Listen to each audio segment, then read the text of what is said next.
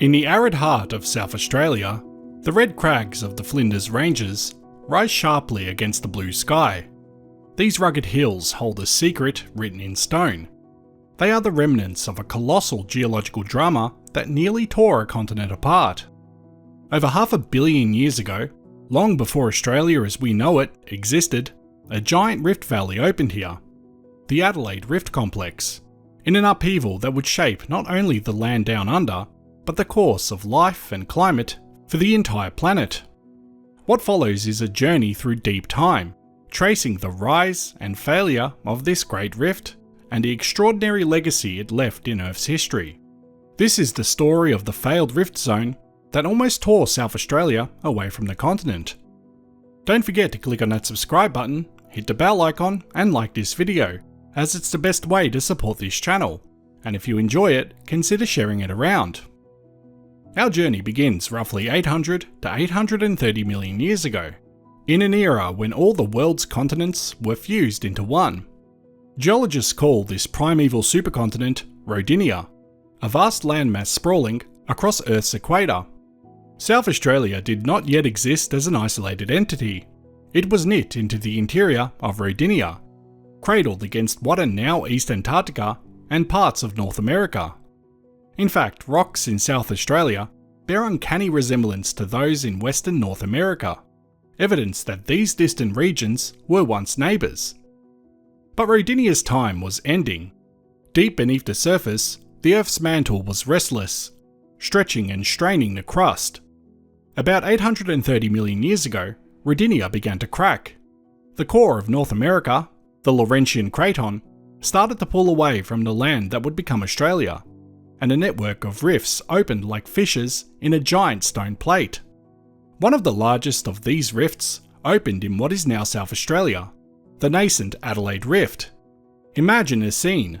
The landscape rumbles with earthquakes as the crust is wrenched apart.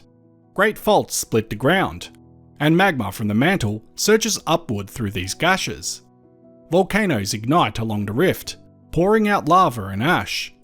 Indeed, volcanic rocks found at the base of the Adelaide Rift sequence have been dated to about 788 million years old, recording these fiery beginnings.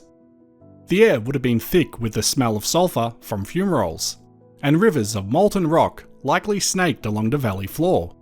At the same time, huge swarms of molten dikes, like the Gardner Dike Swarm, around 827 to 800 million years ago, injected into the cracking crust, further prying it apart. This was the birth of the Adelaide Rift Complex, a giant scar opening within Rodinia's crust. As the rift widened, its central block sank, creating a deep valley flanked by steep shoulders. Into this growing chasm, rock began to erode from surrounding highlands, and the first sediments collected in rift basins. Initially, the sedimentation was slow and subtle. The ancient Australian crust had been worn flat over eons. In geology, this is known as a peneplain, a low-relief plain formed by protracted erosion. It's essentially the endgame of erosion, when mountains and hills are worn down to near sea level, leaving a gently undulating plain. In this case, the crust sagged downward under its own weight, a common trait of peneplains. Over time, however, the subsidence accelerated with the active rifting. The rift valley became a catchment for debris and water. Shallow seas intermittently flooded in as the crust pulled apart, and in arid periods, these waters evaporated in place. Thick deposits of minerals like salt and gypsum were left behind, forming evaporite layers that we still find in the rift's oldest rocks. One can picture saline lakes turning into pans of glittering white salt under a harsh sun. These evaporites, along with sandstone and volcanic layers, mark the early chapters of the Adelaide Rift Complex's sedimentary record. Crucially, the rifting in this region did not rip the continent to completion. While Rodinia was indeed coming apart, the tear in this particular corner eventually slowed. To the south and east, the rift did succeed in opening an ocean, what would become the edge of the Paleo-Pacific, but to the north, the rift failed to split all the way through. In geological terms, it became a failed rift, a dramatic attempt at continental divorce that ultimately fell short. South Australia was almost cast adrift from the mainland, but not quite. Instead, the Adelaide Rift became a deep, elongated basin still attached to Australia on all sides, a gulf that never fully became an ocean. Yet, in those moments of tension, it had come close to severing a piece of the continent. The legacy of that near miss is a 24-kilometre thick pile of sediments and volcanic remnants preserved in South Australia, a stratigraphic saga that would record some of the most cataclysmic events in Earth's history. Okay, real talk, I used to spend way too much time hunting for coupon codes, and most of the time they didn't even work. Until I found Coupert. Coupert is a free browser extension that finds and applies the best coupon codes automatically, so you don't have to lift a finger. Just shop like you normally would, and when you hit the checkout page, Coupert tests every code it can find and applies the best one. It's seriously that easy. But it's not just about coupons. Coupert also gives you cash back from over 76,000 retailers, including big names like Walmart, Sephora, and Temu. Just activate the cashback offer, and after your purchase, Coupert adds money to your account. You can cash out through PayPal, gift cards, or even a bank transfer. And if that wasn't enough, Coupert even compares prices across different websites while you shop, so you always know if you're getting the best deal. Over 6 million people use Coupert every week, and after using it myself, I totally get why. Why pay full price in 2025? Hit a link in the description to install Coupert for free and start saving money the smart way. Thank you to Coupert for sponsoring this video. As the Rift Valley continued to evolve, Earth itself was undergoing a radical climatic shift. By about 720 million years ago, the planet teetered on the brink of a global deep freeze. The continents, including the fragmenting Rodinia, were mostly situated near the equator, and so was South Australia. The Adelaide Rift lay in the tropics, close to the warm ocean's heart. Yet the rocks tell an astonishing story. Glaciers once scoured this tropical landscape. As incredible as it sounds, ice sheets and glaciers advanced even at sea level near the equator, heralding an event we now call Snowball Earth. Twice in the Neo-Proterozoic era, around 717 and 650 million years ago, almost the entire planet may have been locked in ice. The evidence of these snowball episodes was first discovered right here near Adelaide. In fact, the very names Sturtian and Maranoan glaciation come from localities in South Australia. In the walls of the rift's sedimentary troughs, geologists found layers of peculiar rock called diamictite, jumbled mixtures of sand, silt and dropstones that only glaciers or icebergs could deposit. In places like the aptly named Sturt Gorge and the seaside cliffs at Merino, these ancient glacial deposits were identified and studied as far back as the 19th century, but their true significance came to light in the late 20th century. One particularly famous layer, the Alatina Formation in the Flinders Ranges, contains polished pebbles and dropstones embedded in fine mudstone, clear hallmarks of glacial activity. During these Snowball Earth episodes, the Adelaide Rift Basin was at the forefront of Earth's extremes. Try to envision South Australia at that time. A tropical rift valley turned into an alien world of ice. Towering glaciers ground their way down from the uplands, carrying rocks and debris into what had once been warm shallow seas. The sky might have been a brilliant white, filled with fine ice crystals. Beneath an ice-covered ocean, life clung on in whatever refuse it could find, perhaps around volcanic hot springs or cracks in the ice. Each Snowball Earth episode likely lasted for millions of years. One of them, the Sturtian, may have endured up to 50 to 60 million years, an almost unthinkable span for a global winter. In the Adelaide Rift, the sedimentary records of these events is striking. Not only are there glacial tillites and dropstone-laden layers, but capping them are unusual carbonate rocks, so-called cap carbonates, that formed when the snowball thawed. We see these as ribbon-like limestone and dolomite abruptly overlying glacial debris. They tell of a world that went from icehouse to greenhouse with dramatic abruptness. As the planet's frozen shell finally melted, possibly due to volcanic CO2 buildup warming the atmosphere, torrential floods of mineral-laden water flooded the oceans, precipitating carbonate rock layers in warm seas that returned to the rift. In the aftermath of the Maranoan glaciation, the last Snowball Earth event, which ended around 635 million years ago, the Earth was reborn. As the ice receded for good, the Adelaide Rift Basin was flooded by warm, shallow seas. The climate stabilised in a balmy state, and the thick ice cover, which had been like a lid on evolution, was lifted. What followed was an ecological blossoming, unlike any before. In the quiet waters of this ancient inland sea, life began to flourish in new and wondrous forms. For billions of years prior, life on Earth had been dominated by microbes and simple multicellular algae. But now, in the late Neo-Proterozoic, something revolutionary was unfolding: the evolution of the first large, complex organisms. The Adelaide Rift Complex became a cradle for this dawn of animal life. Over tens of millions of years after Snowball Earth, the once barren seafloor turned into a garden of soft-bodied creatures. We know this because their imprints remain in the rocks to this day. In the Flinders Ranges, especially in areas like the Ediacara Hills and Brachina Gorge, paleontologists have uncovered beds of sandstone and siltstone that contain ghostly impressions of strange, soft creatures that lived around 550 to 570 million years ago. These fossils are so significant that the geologic period in which they lived was named the Ediacaran period, after the Ediacara Hills. It was the first new period added to the geological timescale in over a century, officially ratified in 2004 with its global golden spike marker set in South Australia. Picture the Rift Basin in this time, roughly 570 million years ago.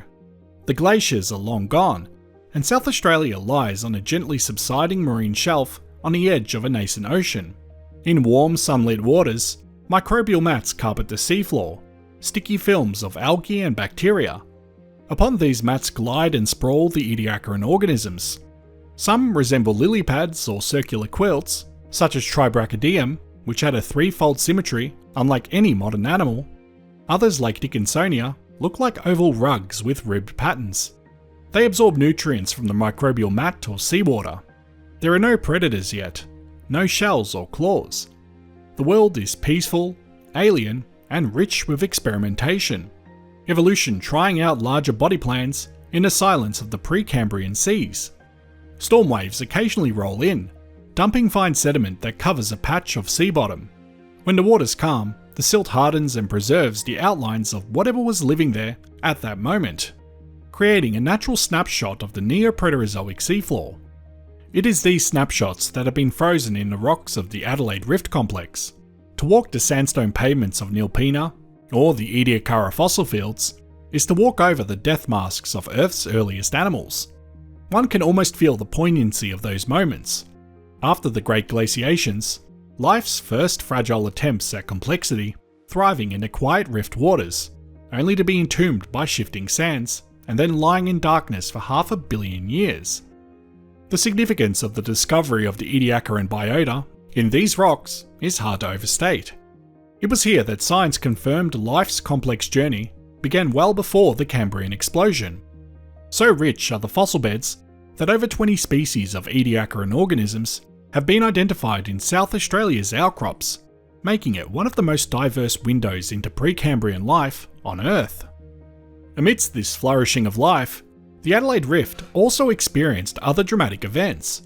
Around 580 million years ago, a meteor strike known as the Acraman Impact struck the region of what is now Lake Acraman in the Gawler Ranges to the west. The impact was enormous, perhaps 40 kilometers in diameter, and it scattered a blanket of ejecta, tiny shocked mineral fragments and ash over a huge area. In the Adelaide Rift sediments, geologists have identified a thin layer rich in shocked quartz and ash about 20 meters above the base of the Ediacaran period rocks, corresponding to this event. It's humbling to think, as if the rift had not witnessed enough upheaval from within and above, it also recorded a fiery rain from the heavens. The Acraman impact may have caused transient ecological stress, but life in the Ediacaran seas persisted and continued to evolve. Indeed, following this, by the dawn of the Cambrian, 541 million years ago, the stage was set for the next leap, the emergence of animals with shells, teeth, and mobility. But by that time, the story of the Adelaide Rift Complex was reaching a different kind of climax, not one of divergence, but one of convergence. The Adelaide Rift Complex's formation began with the tearing of a supercontinent. Its next chapter would involve the assembly of another. As the Ediacaran period gave way to the Cambrian, the scattered fragments of Rodinia reassembled into a new supercontinent, Gondwana. Eastern Gondwana, which included the Australian continent, collided and sutured with other landmasses, such as East Antarctica, India, and Africa, during the Neo-Proterozoic to early Cambrian. This tectonic union fundamentally altered the fate of the Adelaide Rift. What had been a passive sag along a continental margin now found itself at the nexus of continental collision and mountain building. The edges of the rift basin were compressed as plates converged. Subduction commenced to the east of the rift, and by around 520 to 514 million years ago, the forces of compression had overwhelmed the ancient basin. The result was the Delamerian orogeny, a mountain building period that deformed and uplifted the sediments of the Adelaide Rift Complex on a grand scale. To envision this, imagine the tranquil marine plains of the rift suddenly caught in a vice. The steady influx of sediment finally ceased as the basin was squeezed shut. Immense thrust faults developed, pushing packages of rock up and over one another. The once horizontal layers of sandstone, shale and carbonate buckled into folds. Some segments of the crust were pushed deep enough to heat and recrystallize slightly, while others only flexed. It wasn't the kind of violent collision that creates Himalaya-sized peaks. The rocks in the Flinders Ranges, for example, show relatively low-grade metamorphism, and the folds are open and broad. But it was enough to raise a significant mountain belt along the margin of Gondwana.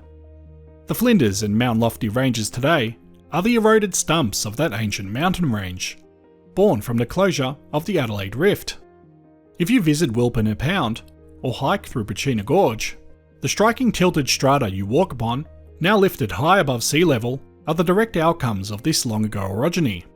The rift's thick sediment stack, once 24 kilometers deep in some places, was pushed up, fractured, and exposed to wind and rain. In essence, the rift that had once threatened to split Australia had instead become the glue that held a new continent together. The failed rift had healed. Its rocks were smashed in compression rather than thinned in extension, helping to weld South Australia firmly onto the rest of the continent. The term failed rift might sound like a criticism, but in geology, it simply describes a rift that did not evolve into an ocean. The Adelaide Rift was indeed a failed rift, an abortive tear, but paradoxically, that failure is why we see those rocks today. Had it succeeded, an ocean would have separated South Australia. Instead, the region remained contiguous, and the sedimentary layers were preserved and lifted into view for us to study. The story of the Adelaide Rift Complex does not end with the rocks turning to stone. The ancient rift left a rich legacy that has persisted into the human era. Within the layered sediments and mineralized faults of the Flinders and Mount Lofty ranges lie valuable mineral treasures that formed long after the rifting stopped, during the eons of burial, heating, and water circulation that followed. Mineral-laden fluids migrating through the basin strata over time deposited rich loads of metals. For example, copper, lead, and zinc, leached out of the rocks or introduced by later magmatic events, accumulated in pockets and veins. By the 19th century, when European settlers began probing these hills, they discovered some of the world's great metal deposits. South Australia's early mining boom owes much to the Adelaide Rift Complex's ancient bounty. In 1845, just north of the Flinders, prospectors found copper ore at a site that became the Burra Mine. This turned into a bonanza, the famous Monster Mine, that by 1850 was producing an astonishing amount of copper. For a while, the Burra Mines alone supplied about 5% of the world's copper, and nearly 90% of South Australia's, essentially saving the young colony's economy. Similarly rich copper was mined at Kapunda and Wallaroo, in the same rock belt. And in the Flinders Ranges, small workings tapped copper veins at Blinman and Sliding Rock. Even today, exploration continues for base metals and even for geothermal energy in this region, keyed by the unique geology of the rift. The legacy of a failed rift, it turns out, can be a pantry of mineral wealth. The layered sediments and evaporites, providing both source and trap for ores, and a later squeezing and heating, mobilising these metals into mineable concentrations. In the end, the rift that almost split Australia did something perhaps even more wondrous. It stitched into the continent a record of Earth's most profound transformations. Its mountains and gorges whisper tales of when Australia nearly drifted away, when the world froze over, and when life's fragile first animals carpeted the seafloor. Those whispers grow louder the more we continue to listen, continuing to fire our curiosity. As long as there are eyes to read the rocks and minds to imagine the past, the story of the Adelaide Rift Complex will never truly end. It is alive in every dropstone, every fossil, every gleaming chunk of copper ore, waiting for us to listen and marvel. I hope you found this as interesting as I did, and as always, thanks for watching. Before I end this video, I'd like to give a big shout out to my Patreon and YouTube members. Thank you so much to everyone that helps to support this channel.